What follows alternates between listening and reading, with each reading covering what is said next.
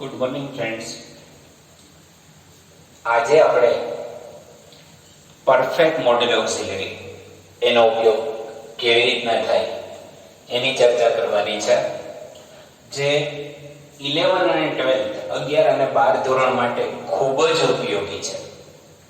અત્યાર સુધીના મારા અનુભવમાં 2005થી હું જોઉં છું કે એક પણ વર્ષ એવું નથી કે જેમાં પરફેક્ટ મોડેલ ઓક્સિલરીનું કોઈ ક્વેશ્ચન અથવા ગેપ્સ અથવા કંઈ ને કંઈ પેપરમાં પૂછાણું ન હોય. આપણે બધા ટેન્સ જોયા, બધું એક્ટિવ અને પેસિવ જોયું. બધા ટેન્સની એક્ટિવની પેટર્ન, એક્ટિવની વાક્ય રચના જોઈ, પછી પેસિવની વાક્ય રચના જોઈ. એમાં આપણે આ એક ટેન્સ છોડી દીધો હતો, પરફેક્ટ ફ્યુચર ટેન્સ. તમને યાદ હોય તો સિમ્પલ ફ્યુચર ટેન્સ જોડે આપણે સિમ્પલ મોડેલ ઓક્સિલરી લીધું હતું. અહીંયા પરફેક્ટ ફ્યુચર ટેન્સ અને પરફેક્ટ મોડેલ ઓક્સિલરી એક સાથે શીખવાના છે. બરોબર. પરફેક્ટ એટલે પૂર્ણ ભવિષ્યકાળ. હવે તમને એવું લાગે કે પરફેક્ટ ફ્યુચર ટેન્સ એટલે પૂર્ણ ભવિષ્યકાળ, તો ભવિષ્યમાં થવાનું છે અને પૂર્ણ થઈ ગયું, તો કેવી રીતના ખ્યાલ આવે? તો કે ભવિષ્યમાં ચોક્કસ સમયે કોઈ ક્રિયા પૂરી થઈ ગઈ હશે એવું દર્શાવવા માટે પૂર્ણ ભવિષ્યકાળનો ઉપયોગ થાય. હું એમ કહું કે આવતીકાલે આ સમયે મેં તમને અથવા મારો વિડિયો લેક્ચર પૂરો કરી દીધો હશે. ક્યારે કરી દીધો હશે? તો કે આવતીકાલે આ સમયે. એટલે એવું દર્શાવવા માટે પૂર્ણ ભવિષ્યકાળનો ઉપયોગ થાય. તો એની વાક્ય રચના જોઈ લઈએ. તો અહીંયા મેં મોડેલ ઓક્સિલરી લખ્યું, ત્યાં પૂર્ણ ભવિષ્યકાળ હોય તો એની વાક્ય રચનામાં ત્યાં ટુ બી નું રૂપ આવી છે. ભવિષ્યકાળના ટુ બી ના રૂપ ક્યાં? તો કે સેલ અથવા વિલ. પછી બાકીની વાક્ય રચના એમની એમ. જો કરતા મોડેલ ઓક્સિલરી એની જગ્યાએ સેલ વિલ, અને પરફેક્ટ મોડેલ ઓક્સિલરી છે તો એનું મોડેલ ઓક્સિલરી જે અહીંયા આપણે છે એની આપણે ચર્ચા કરીએ. પછી હેવ, પછી ક્રિયાપદનું ભૂતકૃત. યાદ રાખવાનું છે આ એટલું. મોડેલ ઓક્સિલરી હેવ અને ક્રિયાપદનું ભૂતકૃત. મોડેલ ઓક્સિલરી ન હોય તો ભવિષ્યકાળમાં સેલ અથવા વિલ, પછી હેવ અને ક્રિયાપદનું ભૂતકૃત. ઓકે. હા, હવે પરફેક્ટ મોડેલ ઓક્સિલરી ક્યારે વપરાય? તો કે તમે ક્રિયા કરી શક્યા નથી, તમારી ઈચ્છા હતી, તમારી શું કહેવાય કરવાની મનોબળ હતું, કંઈ તમારે કરવાનું હતું પણ તમે કરી શક્યા નથી એવું દર્શાવવા માટે પરફેક્ટ મોડેલ ઓક્સિલરી વપરાય. હવે તમારે માત્ર ફોકસ કરવાનું છે વાક્ય રચના ઉપર. તો જો કર્તા મોડેલ ઓક્સિલરી અને ભૂતકૃત. નકાર હોય તો માત્ર વધારાનું શું આવી જશે? વચ્ચે ખાલી હેવ, બાકી કોઈ ફરક પડતો નથી. પ્રશ્નાર્થ હોય તો મોડેલ ઓક્સિલરી આગળ અથવા સેલ કે વિલ આગળ આવી જાય. આ એક્ટિવની પેટર્ન છે, આ પેસિવની. પહેલા આપણે એક્ટિવ ઉપર ફોકસ કરીએ. તો કે જો ટુમોરો એટ ધીસ ટાઈમ, કે આવતીકાલે આ સમયે મેં મારું કામ ફિનિશ કરી લીધું હશે. તો આ સાથે તમે ટુ બી રૂપ શું મૂકો? સેલ મૂકો અથવા વિલ મૂકો, જે લખો એ. તો કે સેલ, પછી શું મૂકવાનું છે? Have. I shall have finished નું ભૂતકૃદન finished. Okay. Tomorrow at this time I shall have finished my work. મેં મારું કામ પૂરું કરી લીધું હશે. આ પૂર્ણ ભવિષ્યકાળનું વાક્ય છે. હવે મોડેલ ઓક્સિલરી છે તો એમાં તમારે શું હશે? if થી શરૂ થતું હશે અને પછી ભૂતકાળનું વાક્ય હશે. આગળ પણ હોઈ શકે, આ વાક્ય પાછળ પણ હોઈ શકે. દાખલા તરીકે આઈ વાળું વાક્ય આગળ હોય ને આ પાછળ હોઈ શકે, એનાથી કોઈ ફરક પડતો નથી. ઘણીવાર if થી શરૂઆત ન થાય, ડાયરેક્ટ હેડ થી થાય. બેનો અર્થ એને કન્ડિશન કહેવાય, શરત દર્શાવતા. Condition in past, expressing condition in past. ગેપ્સમાં પણ પૂછાઈ શકે અને સેન્ટેન્સમાં પણ પૂછાઈ શકે. પહેલા હું તમને ગેપ સમજાવી દઉં, પછી આપણે સેન્ટેન્સ ઉપર પણ ચર્ચા કરશું. તો if I had free time, જો મારી પાસે ફ્રી ટાઈમ હોત તો, હતો નહીં, હોત તો હું શું કર્યું હોત? એક્ઝિબિશન એટલે કે પ્રદર્શનની મુલાકાત લીધી હોત. મારે મુલાકાત લેવાની ઈચ્છા હતી પણ I had ફ્રી ટાઈમ નહોતો. ફ્રી ટાઈમ હોત તો પહેલા કરતા, પછી મોડેલ ઓક્સિલરી. જો will છે તો વિલનું ભૂતકાળનું રૂપ એ મોડેલ ઓક્સિલરી બની જાય. શું થઈ જાય? વુડ. દાખલા તરીકે અહીંયા વુડ આપેલું હોત તો આપણે વુડનો વુડ કરે, પણ અહીંયા વિલનો વુડ શું કામ કર્યું? તો કે આગળનું વાક્ય ભૂતકાળ છે, મતલબ કે અહીંયા આપણે ભૂતકાળ જ કરવું પડે, એટલે વિલનું શું કર્યું? આપણે વુડ કર્યું. આઈ વુડ પછી હેવ વિઝિટ નું શું થશે? વિઝિટેડ. ઉત્કૃદન થાય visited. If I had free time, I would have visited the exhibition. તો મેં એક્ઝિબિશન ની મુલાકાત લીધી હોત. યાદ રાખવાનું, મોડેલ ઓક્સિલરી હેવ અને ક્રિયાપદનું ભૂતકૃદન. બીજું જો, if the doctor had reached in time, જો ડોક્ટર સમયસર આવ્યા હોત તો, આવ્યા નથી, આવ્યા હોત તો, કન્ડિશન શરત બતાવે છે, બરોબર? તો એને શું કર્યું હોત? he પછી કુડ જો અહીં આપેલું છે, કે ના કુડ તો આપણે કુડ કરે, પણ કુડ આપેલ છે તો કુડ જ લખ નાખીએ. કુડ પછી હેવ પછી ભૂતકૃદન સેવ, તો એનું ભૂતકૃદનનું રૂપ થાય સેવ. if the doctor had reached in time, જો ડોક્ટર સમયસર આવ્યા હોત તો એને બાળકને બચાવી લીધું હોત. ક્રિયા થઈ શકી નથી, થઈ શકે. શરત એક્સપ્રેસિંગ કન્ડિશન ઇન પાસ્ટ, ભૂતકાળની શરત દર્શક વાક્ય કહેવાય. બરોબર? સેન્ટેન્સ કેમ પૂછાય એની ચર્ચા આપણે પછી કરીએ, પણ આ રીતના આગળ અથવા પાછળ if થી જોડાયેલું ભૂતકાળનું વાક્ય હોય. if ના હોય તો ઘણીવાર શું હોય? ખાલી હેડ હોય. હેડ they got proper guidance, કે જો એને પ્રોપર ગાઈડન્સ મળ્યું હોત તો. એ વાક્ય એમ પણ હોઈ શકે if they had got proper guidance, બેનો અર્થ સેમ જ થાય. if they had got proper guidance, they menu ભૂતકાળ શું થાય? તો કે might. they might have વિનનું ભૂતકૃદન won the prize, તેઓએ ઇનામ મેળવી શક્યા હોત. શક્યતા હતી જો એને યોગ્ય માર્ગદર્શન મળેલું હોત તો. Milk is not in the cup, કપમાં તમે દૂધ મૂક્યું હતું પણ અત્યારે છે નહીં, તો એ શું મસ્ટ, મસ્ટનો ભૂતકાળ પણ મસ્ટ જ રહે, એટલે એમાં કઈ ફરક થાય? મસ્ટ હેવ અને ડ્રિંકનું ભૂતકૃદન થાય drunk. Milk is not in the cup, કપમાં મિલ્ક નથી. Must have drunk it, cat must have drunk it, બિલાડી જ પી ગઈ હોવી જોઈએ. રસોડામાં તમે મૂકીને આવ્યા છો તો એટલી વારમાં ક્યાં ગયો તો કે તો બિલાડી આવીને પી ગઈ હોવી જોઈએ. એટલે તમને આ આપણે ચર્ચા કરેલી હતી સિમ્પલ ફ્યુચર ટેન્સ અને સિમ્પલ મોડલ ઓક્સિલરી વખતે, કે મોડલ ઓક્સિલરીનો ઉપયોગ ક્યાં થાય? તો કે શુડ શું બતાવે છે? તો આપણે ત્યારે ચર્ચા કરેલી હતી કે નૈતિક ફરજ દર્શાવે છે. શુડ શું બતાવે? તો કે નૈતિક ફરજ તમારે કરવું જોઈએ. You should help your friend, તમારે તમારા મિત્રને મદદ કરવી જોઈએ. ના કરો તો કોઈ ગુનો નથી, કોઈ તમને પકડી નથી જતું. You should respect your teacher, તમારે તમારા ટીચરને રિસ્પેક્ટ આપવું જોઈએ. ટૂંકમાં નૈતિક ફરજ દર્શાવવા માટે શુડ નો ઉપયોગ થાય. You should respect your parents, તમારે તમારા પેરેન્ટ્સને રિસ્પેક્ટ આપવું જોઈએ. એવું દર્શાવવા માટે શુડ નો ઉપયોગ થાય. વુડ શું બતાવે? તો કે ઈચ્છા. તમે એમ કહો કે I would like to eat ice cream, મને આઈસ્ક્રીમ ખાવું ગમશે. ટૂંકમાં તમારી ઈચ્છા દર્શાવવા માટે વુડ નો ઉપયોગ થાય મોડેલ ઓક્સિલરી તરીકે. કેન અને કુડ તમે કંઈક કરવા માટે કેપેબલ હોય એવું દર્શાવવા માટે. તો કે આઈ કેન સ્પીક ઇંગ્લિશ, હું અંગ્રેજી બોલી શકું એવું. I could jump very high when I was in school, કે જ્યારે હું સ્કૂલમાં હતો ત્યારે હું I could jump very high, કે હું જમ્પ લગાવી શકતો હતો, બહુ ઊંચો કૂદકો લગાવી શકતો હતો. I could jump very long, લાંબો કૂદકો લગાવી શકતો હતો. કંઈ પણ તમે કંઈક કરવા માટે કેપેબલ છે એવું દર્શાવવા માટે કેન અથવા કુડ, તમે કંઈક કરવા માટે સક્ષમ છો. મે અને માઇટ તમારી પરવાનગી દર્શાવવા માટે. દાખલા તરીકે તમે ક્લાસમાં એન્ટર થાવ તો તમે શું કહો? May I come in sir, may I come in ma'am. પરવાનગી લેવા માટે. ગ્રાઉન્ડ આખો ભીનો હોય તો તમે એમ કહો ઇટ માઇટ રેન ટુનાઇટ, આજે રાતે કદાચ વરસાદ આવેલો હોવો જોઈએ. એટલે શક્યતા બતાવવા માટે, પરવાનગી મેળવવા માટે મે અથવા માઇટ નો ઉપયોગ થાય છે પરવાનગી અથવા તો શક્યતા માટે. પછી મસ્ટ શું બતાવે છે કે ફરજિયાત પણ.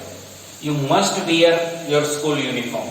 તમારે તમારો સ્કૂલ યુનિફોર્મ મસ્ટ ફરજિયાત પહેરવો જ પડશે, એને મસ્ટ કહેવાય.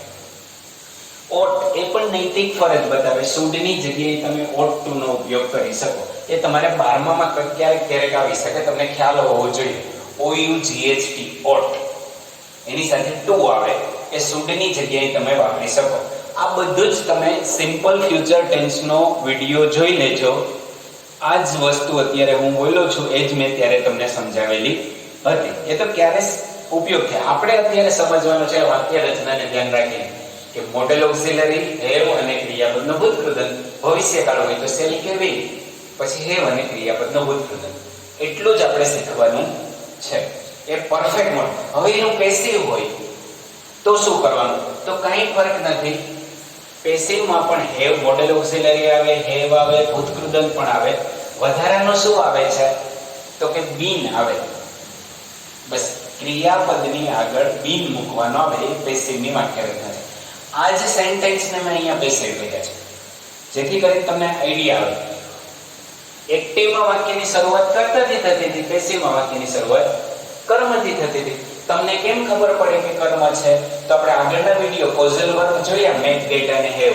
એમાં પણ આપણે જોયું હતું કે કર્મ મતલબ ઓબ્જેક્ટ, વસ્તુ. મોટે ભાગે કર્મ વસ્તુ હોય એટલે નિર્જીવ હોય તો તમારે નક્કી જ કરી લેવાનું કે વાક્ય પેસિવ છે. દાખલા તરીકે અહીં જો tomorrow at this time I કરતા છે પણ વર્ક શું છે? કર્મ છે. જો અહીંયા વાક્યની શરૂઆત શેનાથી થઈ છે? વર્કથી, એટલે મતલબ પેસિવ. તો વર્ક માટે તો શેલ નહીં મૂકીએ, અહીંયા શું આવશે? વિલ. પછી શું મૂકવાનું? હેવ. પછી શું મૂકવાનું છે વધારાનું? બીન. અને પછી ક્રિયાપદનું ભૂતકૃદંત, ફિનિશનું finished. Tomorrow at this time my work will have been finished by me. વાક્યની શરૂઆત કર્મથી થઈ હોય. અહીં બાય અને કર્મ વિભક્તિ ઘણીવાર ન પણ હોય. જો આ વાક્યમાં મેં નથી આપ્યું તો તમને ખબર પડી જવી જોઈએ કે વાક્યની શરૂઆત કર્મથી થઈ છે. પોતાની રીતે ક્રિયા ન કરે એટલે એ વાક્ય પેસિવ થાય. આઈ પોતાની રીતે ક્રિયા કરતો હોય, વી પોતાની રીતે ક્રિયા કરતો હોય તો એક્ટિવ, બરોબર. બીજા દ્વારા ક્રિયા થતી હોય તો પેસિવ. અને કર્મથી શરૂઆત છે. જો અહીંયા જો if I had free time, જો મારી પાસે ફ્રી ટાઈમ હોત તો I would have visited the exhibition. કર્મ કેવું થયું? એક્ઝિબિશન. તો શરૂઆત છે ને એક્ઝિબિશન. અહીંયા મેં તમને ઈરાદાપૂર્વક વિલ મૂક્યું, એનો ભૂતકાળ વુડ થાય. અહીંયા વુડ આપેલું છે તો વુડ નું વુડ રહેવા દેવાનું. વુડ હેવ બીન વિઝિટ નું શું થશે? વિઝિટેડ. ઓકે.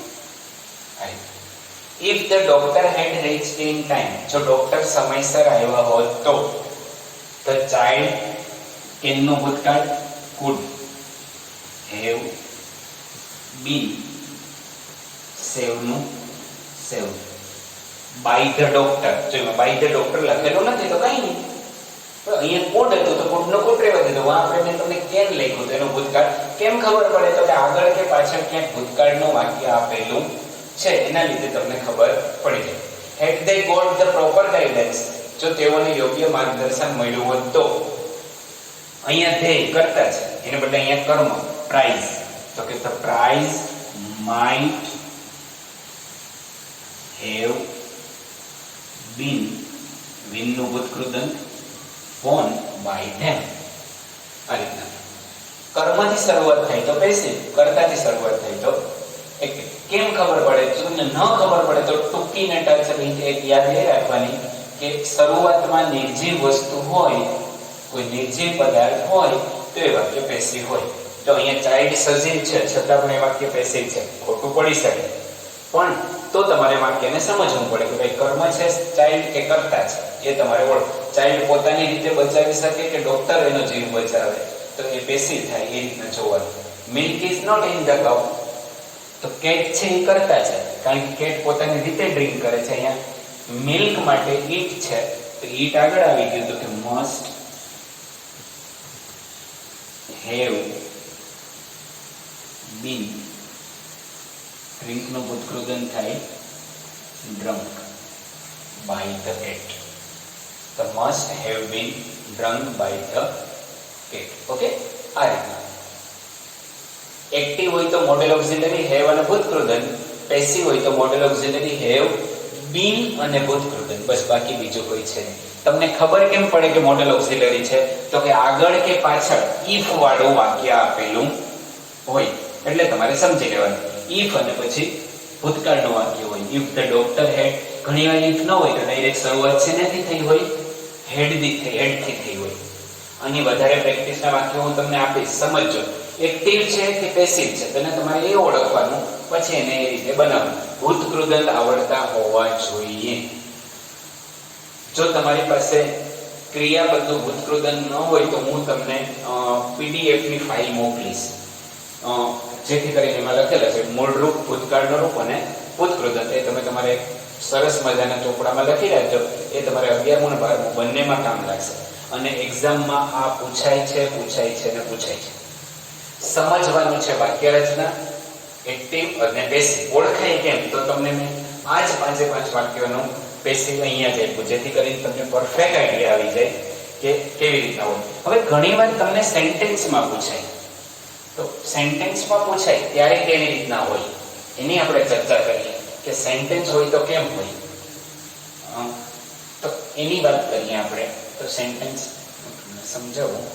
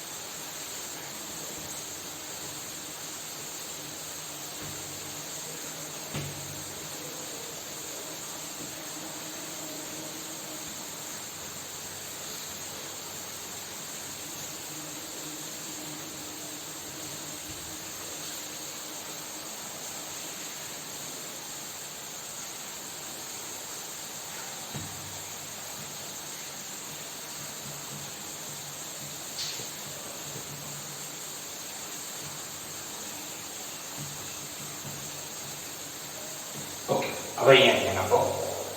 તમને બ્રેકેટમાં આમ લખેલું હોય expressing condition in past. Condition એટલે શરત. આ જ વાક્ય પાછળ હોઈ શકે, આ ગેપ્સ આગળ હોઈ શકે, બેમાંથી ગમે તેમ હોઈ શકે. બરોબર? If you had help me, જો તમે મને મદદ કરી હોત તો શું થયું હોત એ તમારે લખવાનું. જો તમે મને મદદ કરી હોત તો તમે એમ લખો કે આઈ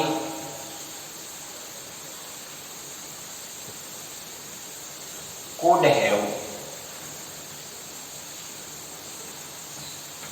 passed the exam.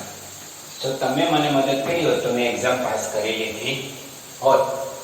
If you had helped me, જો તમે મને મદદ કરી હોત તો I might have learned English, તો હું અંગ્રેજી શીખી ગયો હોત. ગમે તે લખો, પણ લખવાનું હું મોડેલ ઓક્સિલરી have અને ભૂતકૃદન. એક્સપ્રેસિંગ કન્ડિશન ઇન પાસ્ટ હોય તો મોડેલ ઓક્સિલરી હેવ અને ભૂતકૃદન. પરફેક્ટ મોડેલ ઓક્સિલરી આવે, યાદ રાખવાનું. If Raj had enough money, જો રાજ પાસે પૂરતા પૈસા હોત તો એને શું કર્યું હોત? તમારું મન પડે એ લખો. તો રાજ એટલે છોકરો, તો કે he might have bought a car. તો એને કાર ખરીદી હોય, બાય નું ભૂતકૃદન bought. He might have visited અથવા he might have seen the movie. એને પિક્ચર જોયું હોય. He might have bought new clothes. એને નવા કપડા ખરીદ્યા હોય. new shoes, નવા શૂઝ ખરીદેલા હોય. કંઈ પણ લખી શકો, પણ શરત એટલી કે પરફેક્ટ મોડલ ઓક્સિલરી આવવું જોઈએ. જો તમને એક્ઝામમાં આવું વાક્ય હશે ને હશે, expressing condition in past, એટલે કે had the teacher guided them, જો ટીચરે તેઓને માર્ગદર્શન આપ્યું હોત તો. if ના હોય ને તો had થી શરૂઆત થાય ઘણીવાર વાક્યની. had the teacher guided them, જો ટીચરે તેઓને, તેઓ એટલે મતલબ વિદ્યાર્થીઓ, તો કે they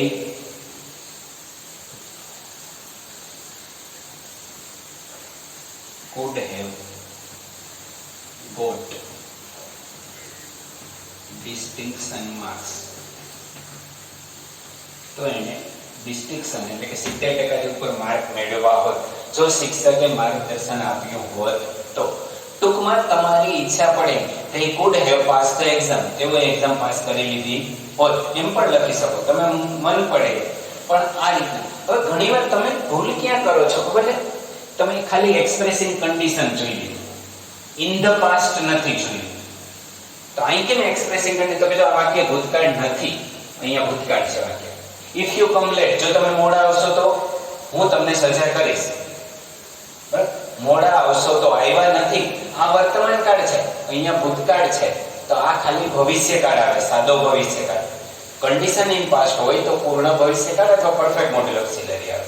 તો અહીંયા if you come late I will punish you, હું તમને સજા કરીશ. સાદો ભવિષ્યકાળ છે.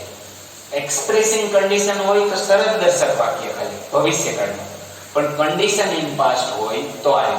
એટલે આવા સેન્ટેન્સ તમને પૂછાય છે ને પૂછાય છે. 11મા વાળા તો ખાસ ધ્યાન રાખજો કે 11મું 12મું બે વખત રિવિઝન થઈ જાય. 12મા વાળા આ યાદ રાખજો અને એની પ્રેક્ટિસ કરજો. બાકી તમને ક્યાંય જરૂર પડે તો હું બિંદાસ બેઠો છું.